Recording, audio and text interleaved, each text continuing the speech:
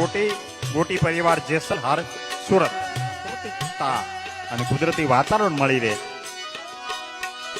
ભાઈ ઘનશ્યામભાઈ નું સ્વાગત થઈ રહ્યું છે પૂજ્ય બાપુના જીણારામ બાપુના. ખાસ એમ કહેવાય કે ખરેખર આ ઇતિહાસ બહુ જબરજસ્ત થયો. મારે કહેવું જ પડે. ઘનશ્યામ ભાઈ આવીને એમ કે હે જીણારામ બાપુ, હું ખરેખર પટેલનો દીકરો છું, મને અહીં જગ્યા ઉપર બહુ શ્રદ્ધા છે. તો બાપુ મને લગ્ન થયા ઘણા સમય થયા છે, દીકરો નથી. મારો હાલો પૂરો બાપ મારો વડવાળો દીકરો આપે. હા હા હા. ઘનશ્યામભાઈ ના ઘરે દીકરાનો જન્મ થયો. હે ચારે બાજુ દીપ પ્રખ્યા.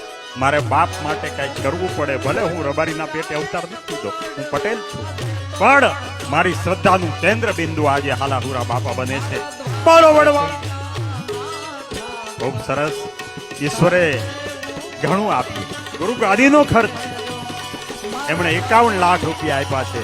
51 લાખ તો આપ્યા, પછી અમારી હાજરીમાં બાપુને એમ કીધું બાપુ તમ તારે 1 કરોડ થાય તોય ભલે થતા.